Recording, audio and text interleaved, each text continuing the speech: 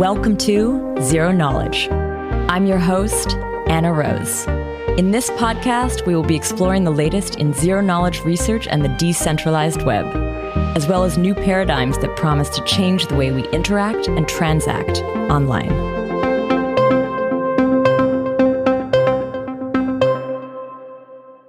This week, I chat with Wansub Lim, an applied developer in the privacy and scaling exploration team at the Ethereum Foundation. He's also one of the authors of the Zkopru protocol. In our conversation, we explore Zkopru and how it uses optimistic rollups and zk proofs to create an optimistic private L2. But before we start in, I want to say hello to all new subscribers and welcome. This is a new year for the ZK podcast, and it's actually the start of our 5th year as a weekly show. There are a lot of exciting events and initiatives on the horizon, and sometimes it's a little hard to keep track. I try to mention as much as I can at the beginning of each episode, but if you do want to keep track of what's going on, be sure to join some of our channels. Maybe follow us on Twitter. Definitely subscribe to the show wherever you do get your podcast. Here are some additional highlight channels you might want to check out. We have a Telegram group. It's currently on fire. Some of the best ZK researchers in the space are debating all of these really cool kind of nuances of different protocols. It's definitely worth checking out. There's also the ZK community board. This is where we can actually do kind of deeper dives into the research in the space. There's also a ZK jobs board. So if you're looking to jump into the space professionally, that's where a lot of ZK teams are actually posting their jobs. It would be a great place for you to start on your job searching journey. So we're shaking up the format a little bit, and starting this month, I'll be inviting my producer Tanya to start reading the ads for the show. We realized when she was a guest on the ZK Hack wrap-up episode last month that she has a fantastic voice for podcasting and that we should definitely use this for our show. So I want to say hi, Tanya, and so tell us a little bit about this week's sponsor. So for this week's sponsor, we want to thank our friends over at Aztec. Aztec aims to be the privacy layer for Ethereum. They believe that unlocking programmable privacy is the next frontier for blockchains. Aztec is also the first zero-knowledge rollup built from the ground up for anonymous payments and DeFi transactions. You can already start sending funds privately on ZK Money. That's zk.money. So thanks again, Aztec. And back to you, Anna. Cool. So now here's our episode all about Zkopru. Today I'm here with Wansub Lim, an applied ZKP developer who is part of the privacy and scaling exploration team at the EF. He's one of the authors of the Zkopru protocol. Wansub, welcome to the show. Thank you so much. Thank you so much for having me on the show. Now, this project has been one of those projects that I've been chasing for a little while. Wansub, I've been asking you to come on the show for, I think, almost a year to talk about the project. I'm very glad that you have come on. You actually you gave like a short, I think it was a lightning talk back at ZK Summit 6. This was at the end of 2020. So that was sort of my first introduction to this project. Mm-hmm. Tell us a little bit about what Zkopru is. Yeah, okay. So Zkopru is a private transaction protocol that uses zk-SNARK to preserve the privacy, and also uses Optimistic Rollup for the scaling. Cool. Yeah, so you can send some ERC20 and ERC71 and Ether privately in a cheap way. In a cheap way. That's really cool. Yeah. Before we jump into the project, because I think that's going to be the bulk of the episode, I actually wanted to talk to you a little bit about your work at the EF. So you're part of the Applied Zero Knowledge Proof Working Group, I guess, which is this privacy, and then like the subgroup is this privacy and scaling exploration team. Yeah. What is that team? Like, what are you guys doing? What's it like to work there? I'm just very curious about what you're doing there. Yeah, actually, in the privacy and scaling exploration team, we have a lot of people there. Mm-hmm. So some of them are developing some BLS wallet, or some of them are developing some peer-to-peer finding protocol using some ZKP in a private way. And also some of them are developing this kind of private transaction protocol like Zkopru, and we are one of them. I've always been curious about like the Applied Zero Knowledge Working Group. Like, is it quite large at this point? Are you talking like 60 people, or is it like a more? Actually, I can tell that how many people are in the team, because we work very separately. So Okay. I don't know the total number of the team members, but actually there are a lot. Maybe I guess that more than 50. Wow. I'm not sure, but yeah, a lot of people are working.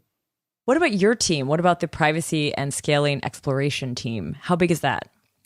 So my team is Zkopru team in the privacy and scaling exploration team.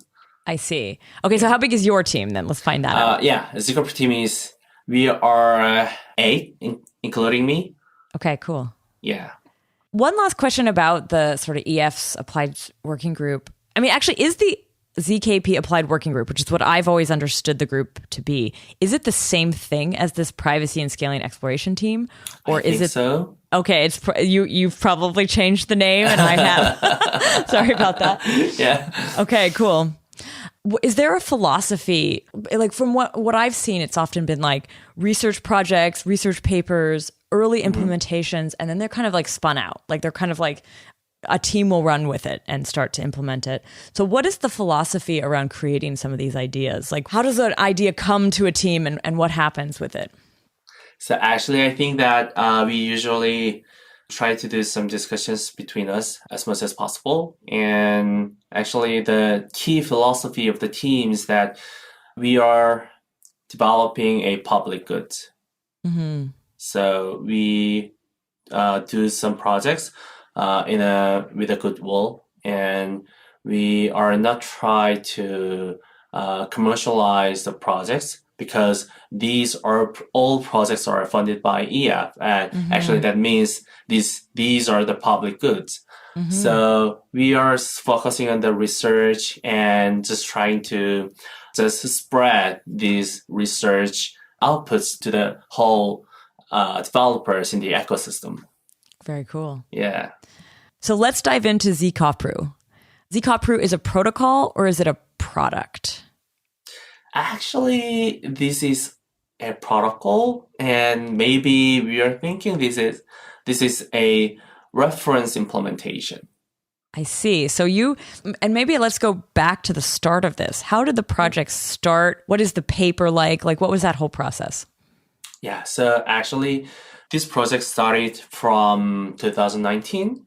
And at that time, I just traveling around the world with some friends and just was shocked a lot because my friends were following my Ethereum wallet. Because before, actually, I just sent them some Thai because we just shared some dinner.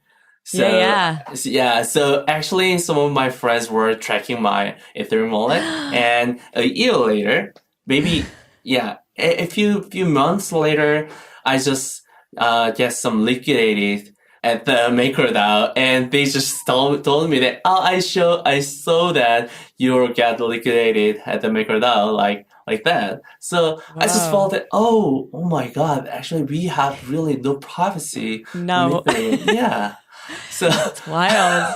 Oh man, that's so personal though. That's such a personal story of like your friends being like, saw you got liquidated. Yeah, right. So that was the reason why I started the privacy solution. So I just started to build it from the 2019 around June, and had a talk at the DevCon at Osaka. So DevCon 5, and Barry White Hat, he just saw my paper on the ETH research and also the DevCon talk, and we just started the talk that actually my first project was also using some ZKP for the privacy and also using Optimistic Rollup for the scaling. But Barry had a better idea for about the protocol. So we had a lot of discussions, and we started to improve the protocol itself. So maybe Barry's idea improved the protocol about 5 times better. Cool. Yeah. So I guess, what you're saying is you already had the mix. You had the idea of doing an optimistic rollup plus zero knowledge proofs kind of as the privacy component, but I guess you remade it. How did you change it? Like what was it before and what is it now? At first, actually, I tried to use Mimblewimble protocol. Mimblewimble is also a ZKP, but actually the problem of the Mimblewimble is that we can just keep track of the transaction. I mean, actually, Mimblewimble is not a full private protocol. So I need to add some kind of commitment nullifier scheme to Mimblewimble. So it's a modified Mimblewimble. Okay. But actually, Mimblewimble is kind of a multi-party computation. But Barry's idea was that, we don't need to do the multi-party computation for the transaction. I mean that Mimblewimble always need the sender and the receiver communicates at the same time. To be online at the same time. Yeah, right. Yeah. And that is a big problem for the user experience. Totally. So Barry just suggests me that, we need to change it just like Zcash. To make it more like this shielded account kind of model, or just using SNARKs, I guess. Yeah, right. So actually, our Zkopru design is kind of implementing Zcash on Ethereum. Oh, wow. Okay. So it is. So you do have that. When you say Zcash, you do actually mean the shielded, unshielded. Yeah, right. So we have a viewing key and we have spending key. So yeah, it ensures the compliance. That's the compliance makes sense, but I mean, like, do you have, so as a user, I'm going to try to picture this. Like, would I go main chain over an optimistic rollup bridge kind of thing to a new chain, which is public, but then you go into shielded, or do you automatically, when you go over that? Actually, every transactions are shielded. Okay. So it's a fully shielded L2. For some reason, I had in my own notes sort of this idea of like ZK rollups and optimistic rollups blended into one. But would you say that it's quite distinct? Like the actual L2 mechanism is just an optimistic rollup as we understand it? Fraud proofs? Yeah. So this is not a mixed rollup. So it only uses ZK for the privacy. And the L2 solution is just run by optimistic rollup. I see. And is it like what kind of fraud proofs is it based on? Because I know that there's the camp or the school of thought that Optimism came up with and the school of thought of Arbitrum. What's it closest to? Actually, Optimism and Arbitrum are made for general purpose, general state L2. But actually, our Zkopru is a special purpose layer 2, special purpose optimistic rollup. So we have a lot of some challenges codes. So, for example, the challenge code number 1 is that the coordinator submits a invalid transaction route in the header. So we have I just guess that we have 40 types of challenge transactions. So we are just covering all kind of some possible situations. We did do episodes with Optimism and Arbitrum, but like, how are they doing it differently? Do they also have that kind of thing? Are the codes different? Are they 4 different edge cases? Or is it like, maybe just flesh out a little bit that difference between the two, because I kind of don't remember how they do it. So I'm having trouble totally seeing why this is different. Actually, I also don't know exactly the difference with Optimism and our protocol. I see. Okay. Yeah. But you just know how you're doing it. So it is. Yeah, right. So it's you come up with like ways that people could produce some fraud, and then you have checks for that, I guess. Yeah, right. Because it's like the challenge, implementing fraud proof is just like implementing the protocol itself. I see. I mean that in the protocol, we have a lot of statements, like maybe the protocol statement is like the state root should be changed like this if we have these kinds of transactions, right? So just the fraud proof implementation is just implementing this protocol itself. I see. But do you also have this like 7-day waiting period, or like is it the same as that? It's like the sort of one could challenge that, and then what would happen exactly? Or it's rather like transactions going between main chain and the L2 will need to be delayed because there needs to be a period when fraud proofs could be submitted. Yeah, so we wait 7 days for the fraud proof. Cool. I feel like in this conversation, I'm realizing like, man, I got to revisit the optimistic rollups because I can tell I'm a little fuzzy on like exactly how they're working. But okay, so but I see some similarities there. I guess what I'm trying to understand is there any part where like the zero knowledge proofs change in any way the way the optimistic rollup is implemented? Or would you say it doesn't need to? Like the optimistic rollup does its thing, whatever's happening underneath the hood, like whatever, if there's zero knowledge proofs or if there isn't, it's kind of acting the same way. I think in the optimistic rollup, the most important thing is only the call data size. So if the ZKP needs a big size of proof, then it is very unbeneficial for the protocol because it causes a lot of some call data. Yeah, actually, it depends on how ZKP works. Okay, well, let's move on to that side. Did you have to implement your zero knowledge proofs in a very specific way for them to work within an optimistic rollup? I don't think so, because our transaction itself should be valid by the ZKP. And actually, it does not depend on the rollup technology is optimistic rollup or zk rollup. So, yeah. Cool. And then you mentioned that it was like the Zcash model. So you're basically, if you're doing transactions on this rollup, you'd be also attaching to it like a SNARK proof, I believe. And that's kind of what proves it's the validity of each transaction. Yeah, actually, we gather all the transactions, including the ZKP together. Okay. And we just pack that as a one block and submit it to layer 1. And we do not run the execution of the validity of each transaction, but we can just submit a challenge that, the 7th transaction of that block is not valid. How would you do that though? Like, how would someone identify, like, so let's say that again, in Zcash, each transaction was there's a proof attached to each transaction. Yeah, right. What you're describing is it also each transaction has a proof?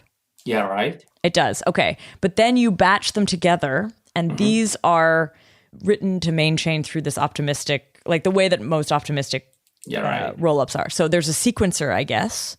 Yeah, we have a coordinator and it's like a sequencer. Okay. So you have the coordinator that is basically putting, and maybe tell me, I think it's putting together these blocks. Like what do you use to kind of compress them into something that would go on the main chain? Like in ZK rollups, you often will have like the proof and then a verification in the smart contract. Here, what is the sequencer doing exactly? Or the coordinator in your case? Yeah, so the coordinator receives the transactions from the client. And the transaction in a batch, I guess, right? Okay. Yeah, so receives the transactions and create a batch. Oh, they create the batch. Okay, perfect. Yeah, they create a batch and submit that to the layer 1 smart contract. So they have a batch. How do they make it a small thing that you could put onto the main chain? So actually, we just submit this batch itself to the layer 1. Actually, this is our next step to just compress all the proofs into one zk rollup. So, this is kind of a recursion, right? Okay. So what you're saying is, let me see if I can map this. So you have a ZKP attached to every transaction. It's then batched together, but then do you then take a SNARK to make that into one proof? No, we are not compressing the proofs into one zk-SNARK, one ZKP. You're not doing that. So you're not using recursion. Yeah, right. We are not using recursion. And actually, recursion is our next step. Okay, so recursion might come. Okay, we'll leave that for future then. Yeah. We'll revisit that one. Yeah, okay, but I still don't really understand how, like, it to me, it would seem like a lot of data. This is where I might also, my fuzzy understanding of optimistic rollups, as I'm just realizing I have, I kind of forget how they compress it into something that's small. Like, do you hash it? Do you like you must be making it into something smaller, I imagine. Actually, we are not just compressing. So you just think that one transaction has a data of about 256 bytes. Okay. And also, because we are using growth 16, so its proof size is 256. So one transaction has a data around 512 bytes of data, and its cold data gas price is around 8,000 gas. Okay, And for one transaction. And we do not execute the verify function in the smart contract because the verify it consumes around maybe 200 to 300,000 gas per one That's transaction. the expensive part. Okay. Yeah, so we just skip this. Okay, another question about this that might help me understand. Does this actual rollup have a state? Are you basically like doing a checkpoint of the state of the rollup? Is that what you're actually writing to the main net? When you talk about batching and you're putting these things together, because like I guess what I started to imagine was like if you have individual transactions and you're trying to write them to the main net, then I'm thinking like, well, that's still a lot of gas. Yeah. But if you're just showing the latest state at checkpoints, is that kind of what you're doing? Yeah, we are just storing the latest checkpoint, the block hash on the smart contract. We don't do anything. And you're not doing the verification, which would be very gas intensive. And just storing that small hash of the latest state is not that expensive either, I guess. Yeah, right. Okay. And then you have the 7-day window. So there it's like if someone submitted a fraud proof of fraud, basically, would it be like a bad transaction or would it have been the bad behavior of a coordinator? What are you testing for with this fraud proof? It's a bad behavior of the coordinator because if the coordinator accepts an invalid transaction, then it's a bad behavior. I see. Yeah. Because that's what they're supposed to be checking for. Yeah, right. Okay. So actually, we have an episode about that. We are now running testnet on the Growling network, and our previous coordinator software was accepting invalid transactions. So the testing coordinator got slashed. Wow. So, but did you do that on purpose, or did you not at all. Found it afterwards? Yeah, right. We just found it just on the testnet. Damn. So you actually got to see the fraud proof in action. Yeah, right. I feel like the fraud proof is always kind of like this like theoretical future thing that you don't get to see because it wouldn't make sense for anyone to do it. It would be so dumb.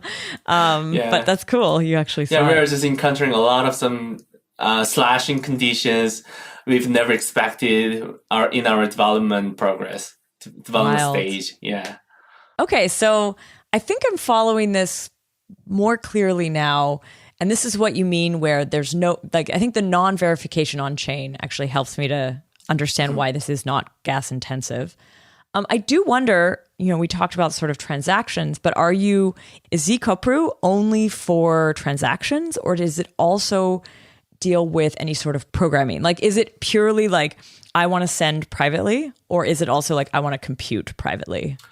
Actually, this is only for the transaction like Bitcoin.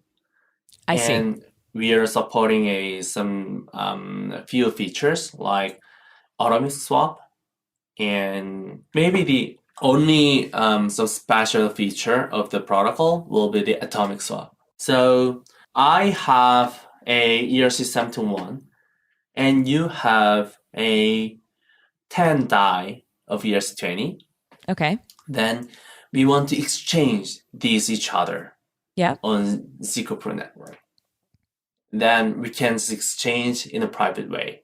So anyone does not know that I just sent I have a ERC-721 and you have a 10 die of ERC-20. Okay. Then we want to exchange these each other. Yeah. On Zkopru network. Then we can exchange in a private way. So anyone does not know that I just sent my ERC-721 to you, and you sent your 10 die to me. Anyone does not know. This is a private atomic swap.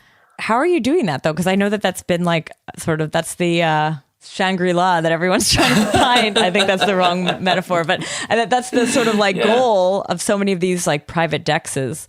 Yeah, Are you not susceptible to the same kind of like leakage of information? Actually. We just thought that there are two kind of approaches to achieve this goal. And The first one is using MPC, multi-party computation. And the second one is just using a memo field. Using a memo field, actually, we can just declare that I need a paired transaction, which gives this note to me. Mm-hmm.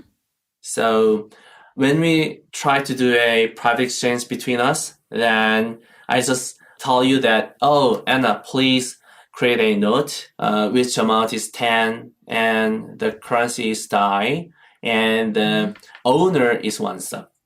Then I'm going to create a new note, which includes a ERC-71, and the owner is Anna. And let's make these 2 transactions and submit this pair to the coordinator. This is how the atomic swap works in Zkopru. Is atomic swap, is this a concept? Is this a DApp? Is this a part of the protocol itself? Is this like part something of the protocol itself? Oh, wow. Okay. So you have this built into the entire thing. So it's the optimistic rollup, the ZKPs on like the inside kind of being generated and then making everything private. And then you have this memo field phenomenon. Is that something that any protocol could easily do? Or is that like very interwoven in what you're doing? I'm also wondering, like, is that memo field also hidden? Is it also hidden by a snark or is it public? It's a public. So actually using the multi-party computation is using snark, and we can just make the atomic swap part as hidden, but we just chose the public way. So I mean that actually in the private transaction, we generate outputs of the transaction. We have inputs and outputs of the transaction, right? ZK transaction. And atomic swap is just we have a swap field of a transaction.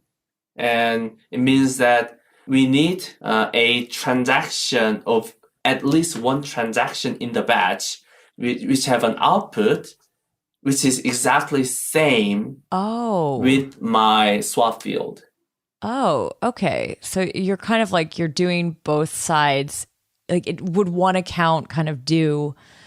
I'm trying to picture how to. Like, can you actually walk us through how this would actually look like for each? So say there's 2 accounts. There's 2 users. Yep. And they're doing it with each other, right? Is that how it's usually happening? Mm-hmm. Yeah. Anna and 1 sub. Okay. So yeah, why don't you just say what each of us is doing exactly? Because I didn't quite follow how the memo, like what exactly we'd put each into our memo fields.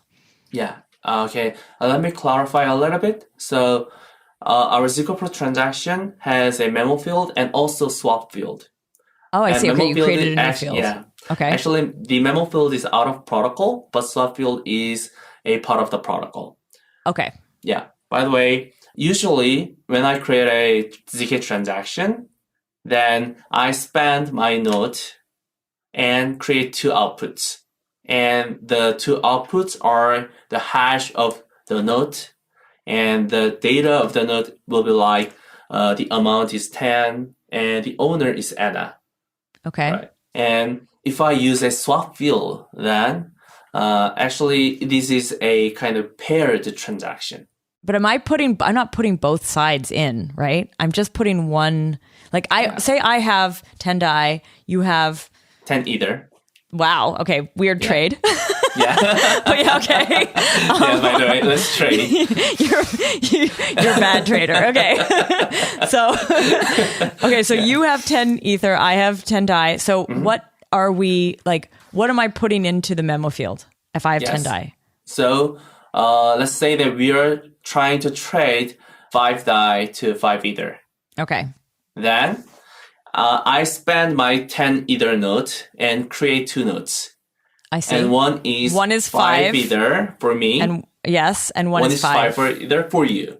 Okay, cool. Okay. But I have to get the 5 DAI from you, right? Yeah. Then I just use the swap field and just fill in the data with the hash of the desired note that I want. Oh, wow. To get. Okay. So you also spend your 10 DAI and create 2 nodes. And one is 5 DAI for you and one is 5 DAI for me.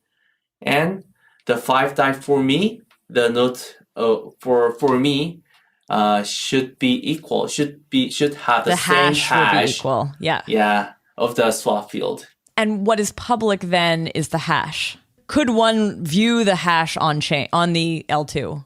Yeah, anyone can view the hash. I mean, anyone can see the hash of the outputs. Okay. So swap field is just the hash of the output that I want from you. So you see that, like, is that visible? Like, if you had an Explorer, could you actually see it? Yeah. Okay. What could I learn from seeing this hash? What you can learn from that is that it is paired or not. Okay. You could tell that two hashes had been made and somehow swapped together. Yeah, right. So your transaction and my transaction should have each swap field. And each swap field should be one of the output of the opposite transaction. If you knew the hashing algorithm you're using, could you not decipher how much it was or something else about it? Actually, we also have a salt value inside the node. So actually, that is not possible. Okay. If you want to decipher that, actually, you need the salt value. What's salt? Okay, I don't know about that. Yeah. Is that something you guys came up with, or is it a common? It's a common terminology. By the way, let's say that we are using ketchup to 256, and we are using ketchup, and we are hashing a data which is 0. Then we will have always same hash, right? Mm-hmm. But if we put another data with it, then we can just randomize that. I see. So the salt is an extra random number? Yeah, right. But then if you're making that on both sides, like, how would you get the same salt? Because you still need the same hash. So for the exchange, we need to communicate with each other. Yeah. So we should share the same salt together. Oh, but you do share salt. Oh, Yeah. I see. Okay, so even though, that's actually, this helps me understand why it's like especially impossible. The leak is, if you knew for some reason someone's account number and chose a few different kinds of amounts, kept hashing that without the salt, could you accidentally run into the same hash? I don't think so. Still would be too hard because the account number that they share with you is maybe not the one that's being hashed behind the scenes. So if it's possible, then maybe I already hacked Vitalik's account. Got it. Yeah. Okay. Here, everyone can hear that, like, you know, Anna's knowledge of hashing is rusty as well, apparently. Well, it's the new year, you know? Anyways. Okay. So I think I understand now. So this atomic swap idea, though, is that built, or is that like still a conceptual thing? It is already built in the current protocol. Okay. And you also mentioned, though, that like these ERC20s, but like, how do you have ERC20s if it's only transactions? Like, to me, an ERC20 is a smart contract that uses a specific kind of formula to create itself, which is the ERC20 part of it. So it's a new token, but it's usually done as a smart contract. And this actually leads to another question. Like, does Zkopru have like, is it EVM compatible? Does it have like an EVM? Like, does it have smart contracts on its side? No, it sounds like not. Yeah, okay. It doesn't. So actually, you can deposit your ERC20 or ERC71 or either into the Zkopru smart contract. Then it automatically converts it to a Zkopru node. Got it. So will each of these have its own unique code within the rollup? So the ERC 721 will mean something else in there. So it will have like the Zkopru version of itself, like on the Zkopru side of things. Okay. Yeah. And this is what you mean when you're doing these kinds of swaps. You're going to have internally a different, like in your rollup, there's a different code name for what these are, I guess. Like you're going to have a unique type of token that represents that ERC20. But actually, how do you do it with ERC 721 since each one of those are unique?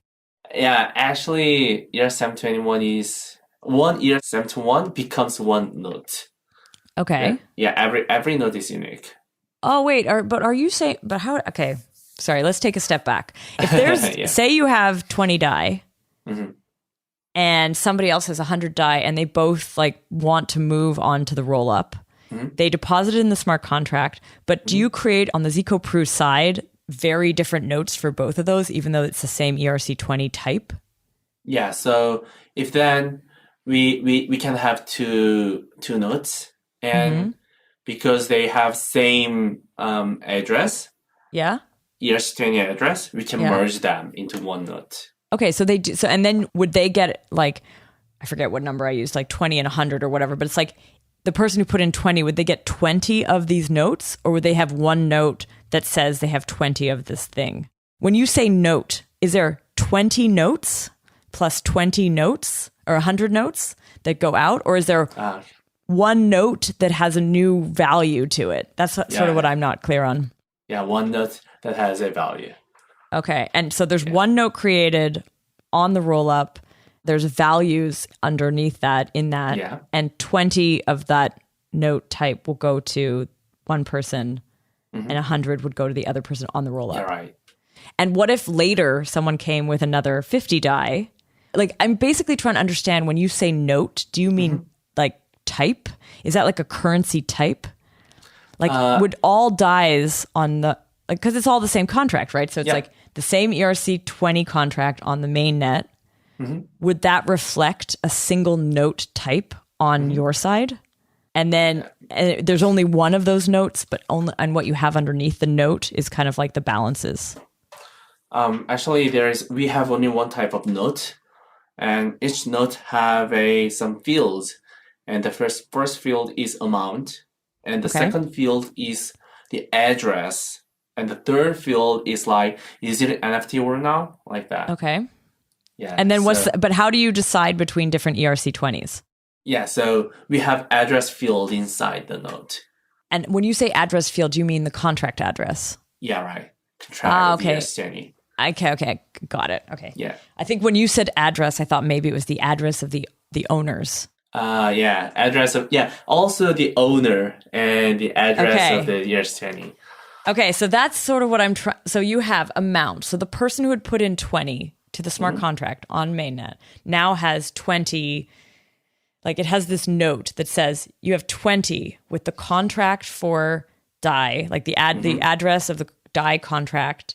So it's like tells you what type of currency it is, or what it what it reflects, and then their own address number as well, as like, this is the owner of this note.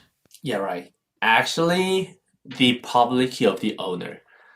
So you'd have the private and the public on the note, or not? Yeah, actually, to use ZK transaction on Zkopru, you need to create your own Zkopru account using a private key. Then it'll give you a public key. Okay. Yeah. Where are the SNARKs created? Are they created by the person making the transaction? Yeah. They are. Okay, so each time you send something, you're also going to be generating a SNARK. Yeah, right. So if you want to send some transaction, then you need to create a SNARK. Okay, and what kind? And you said it's Groth 16. Yeah. But is it what, like, size? It must not be too big if people are generating their own. Like, tell me a little bit about like what the SNARK looks like. What is it similar to? Yeah. Actually, our SNARK circuit is not that big. It only contains a logic about the Merkle proof and the ownership proof, and a little bit of some protocol implementation inside, like range proof. So actually not that heavy. Not that big. Yeah. Is it similar in size to like what Tornado Cash used? Because I know theirs was pretty small too. Yeah, maybe pretty similar. But the difference with the Tornado Cash is that Tornado Cash is have different pool for different ERC20s for each ERC20, but we have a one integrated pool. What if somebody had a really weird ERC20 that isn't like well known? Have you chosen which ones have been able to be replicated, or is it like free for all? Anyone can send any token? Yeah, anyone can register their own token, and anyone can use Zkopru. And actually, very uncommon ERC20 also can be protected. So, but maybe because of the small set of the ERC20 users, so it sort of reveals the privacy a little bit.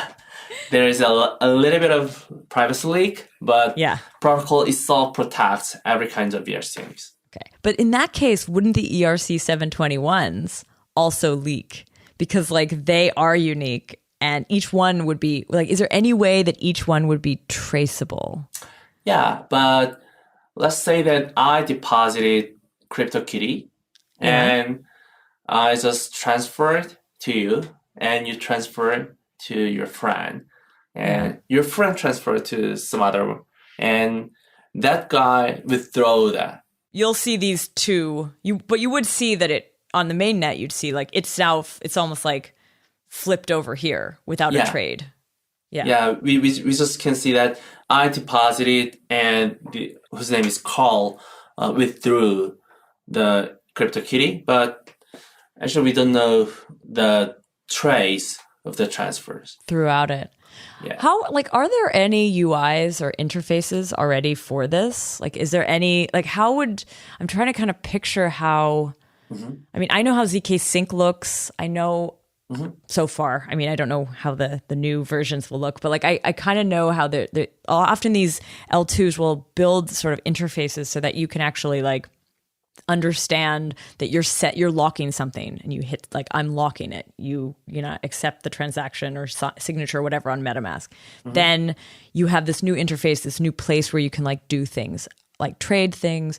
Have you built out any of those interfaces or started to think about them? So actually we only have a UI that supports transfer right now, but we are currently building the private exchange. And also, we are building a merchandising. Ooh, what's that like? So, I just said that we support private exchange. So, it means that you can open your own store and you can sell your own NFTs accepting ERC20s in a private way.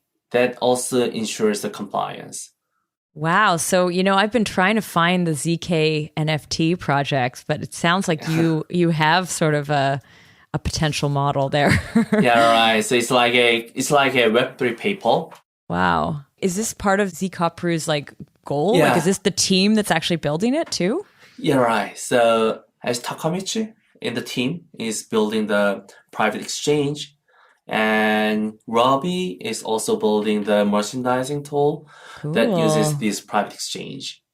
Wow. Yeah. That's exciting. That's an amazing use case. That was actually one of my questions. Because, one of the things I did want to ask is, there's a lot of rollups, and there are, Aztecs doing privacy as an L2, but with private computation. And then you have, a lot of, the ZK rollups, even if they're not private right now, definitely have, a play for privacy. So how are you seeing yourselves kind of being different?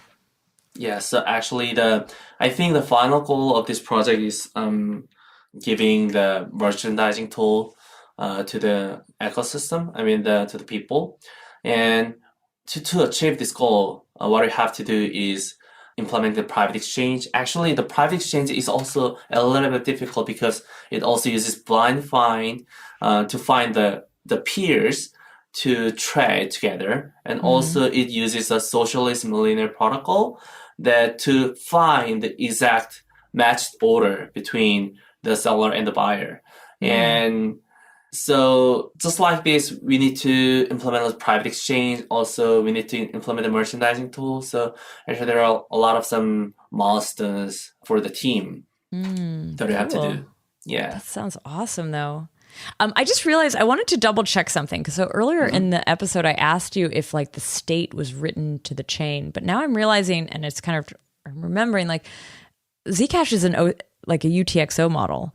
So is this, and the word state, I don't know if maybe there's a different term for this. I always think of state as state versus, so state model. Yeah. Anyway, maybe we should just clarify that because now I'm realizing just so I also walk away a bit more understanding. What's written to the main chain, is it a UTXO type state? I don't know what you call it. Or is it like a EVM type state? What we store on the main chain, and what we store on the layer 1 is the root of the Merkle tree of the whole outputs. Okay, so what does that mean though? That this is a root hash of the anonymity pool. of the anonymous pool. Yeah. But like, is it, this is actually kind of also might be interesting for me to understand if Zcash ever wanted to like connect to another org, but like, what is the output of a UTX? Is it a UTXO? Actually, that's the question. So yeah, is it? So. Yeah. It is. And in the UTXO model, we have inputs and we have outputs. But in the zk transaction, actually, we have nullifiers instead of the inputs. So we can just cut the link between the inputs and the outputs by using the nullifier. And the thing that you're like Merkleizing and then writing to chain is the outputs of a UTXO type model. Yeah. And not state. State was like probably the wrong term. Yeah, okay. Right. Cool. So what we prove using the ZKP is that, this nullifier is actually one of the leaf of the Merkle tree. Got it. Thanks for that. Sorry, it took me like talking about use cases to like remember that, maybe there's a little mistake there. I did want to ask you, there is one other project that I'm aware of that's doing something similar, which is a rollup and an optimistic combined, and that's EY's Nightfall. Is it similar or different to what you're doing? Have you seen what they're working on? Yeah, I have seen what they're working and how they're working. And I really like that project. I think maybe their approach and our approach have a very, very similar approach, but I think what I found that the difference between Nightfall and our protocol is they're supporting ERC-1155 too. And I think that should be our next step too. And very thankfully, the authors of the Nightfall just credited us, the Zkopru protocol. Ah, cool. Yeah, because so there's a link there. There's a connection between these two orgs. Okay, cool. Yeah, right. So maybe I think we are just giving some good influence together. Nice. How do you imagine this L2 working with other L2s? Because we've talked to some of the other L2s about bridging between themselves, like not only like needing to go to the main chain and then off like that's I've sort of been thinking about it a little bit that way, where it's like the main chain in this regard becomes the bridge, where it's like you go from your L2 to the L1 back to another L2, and that's like the bridge, but you could do a more direct bridge. Does that actually not work in your system because it's so private because of the way it's built, or do you think you could bridge? Yeah, to be honest, at first, in the privacy and scaling exploration team, actually, we have a lot of teams that handles the rollups, like zk Rollup and Optimistic Rollup. So actually, from 2019, we've discussed how to bridge between the rollups together. But actually, currently, we are just only focusing on each rollup itself for now. So what I think in the future is that I don't think that every transactions in the Ethereum should be private. So maybe some of the transactions should be private. And so I just imagine that Zkopru will be on Ethereum and also will be on Arbitrum and also will be on Optimism. Or we will also own another zk-EVM rollup. Do you almost picture it then like a rollup of a rollup?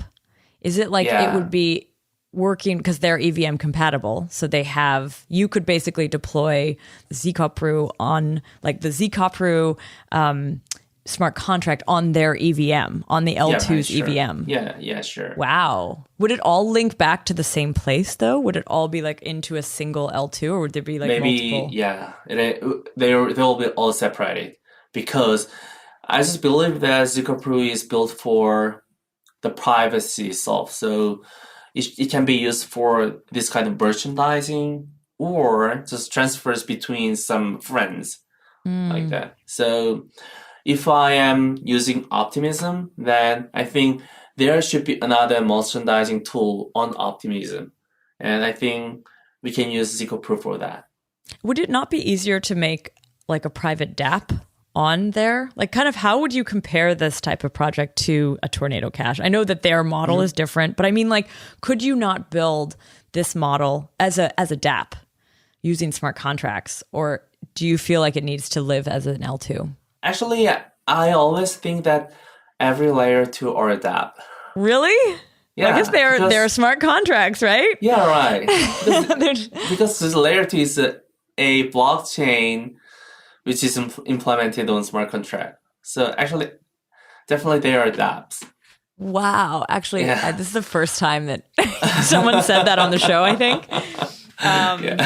Maybe I'm forgetting somebody else saying it, but first time it's landing for me. Yeah. But that's true. They are, smart contracts. That's cool.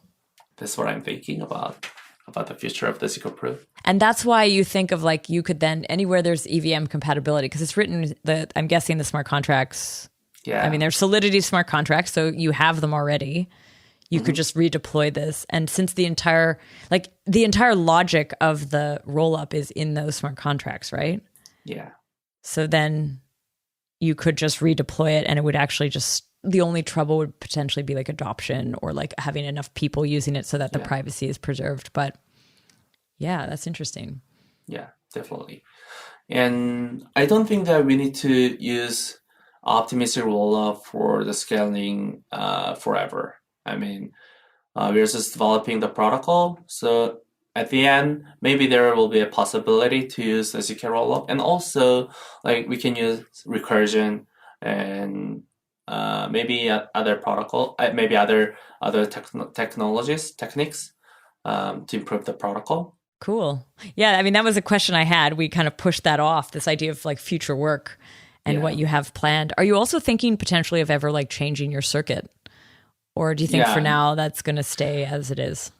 Actually, for maybe for now we don't have any plan to have any modifications about the circuits, because we just did the trusted setup, and writing a new circuit needs a lot of some security investigations. So, but definitely we are just trying to. Yeah, we are trying to. Do you think you'd ever use something like Plonk instead of Groth 16? Yeah. So for the recursion, maybe we need to use Plonk. And also, actually, we also want to support ERC 1155 too. And for about that, we need to get some modifications for about the circuit. And yeah.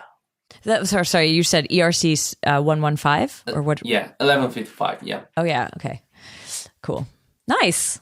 Well, Wansop, thank you so much for coming on the Zero Knowledge podcast, finally. I'm so glad you sat down with me to go through all this. Yeah, I'm also really happy to be on the show. And yeah, actually, I was really nervous, but I think you just let me. Yeah, I just can just say what I'm thinking. Yeah, totally. Yeah, you're always welcome to come on the show and tell us what you're up to, what you're thinking about. Thank you so much. Well, thanks again. And I want to say thank you to the podcast producer, Tanya, the podcast editor, Henrik, and to our listeners. Thanks for listening.